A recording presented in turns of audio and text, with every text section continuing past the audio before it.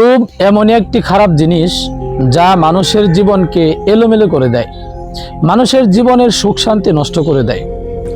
আপনি লোভী মানুষকে যত বেশি দিবেন তবুও তার মন ভরবে না, সে সন্তুষ্ট হবে না, তার আরও লাগবে। এই বেশি চাওয়াটাই তার ধ্বংসের কারণ। লোভ মানুষকে খারাপ কাজ, প্রতারণা, দুর্নীতি, অন্যায় কাজ, এমনকি আত্মীয় স্বজনের সাথে সম্পর্ক ছিন্ন করতে বাধ্য করে। লোভ এমনই একটি খারাপ জিনিস যা মানুষের জীবনকে ধ্বংস করে দেয়।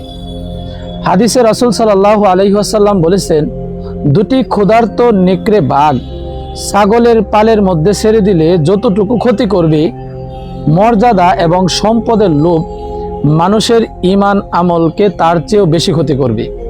রাসূলুল্লাহ সাল্লাল্লাহু আলাইহি ওয়াসাল্লাম লোভ লালসাকে নিষিদ্ধ ঘোষণা করেছেন।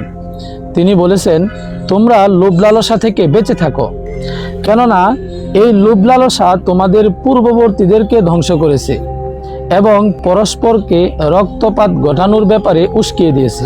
প্রিয় ভাই আমার, আল্লাহ সুবহানাহু ওয়া তাআলা আপনাকে যতটুকু দিয়েছে, যা দিয়েছেন তা নিয়ে সন্তুষ্ট থাকুন, রবের দরবারে শুকরিয়া আদায় করুন। আর যদি আপনি নাশুকরিয়া করেন, আপনি যদি লোভ করেন, তাহলে মনে রাখবেন এই লোভ আপনার জীবনকে ধ্বংস করে দিবে। আল্লাহ তাআলা আমাদেরকে বোঝা আমল করার তৌফিক দান করুক। আমিন।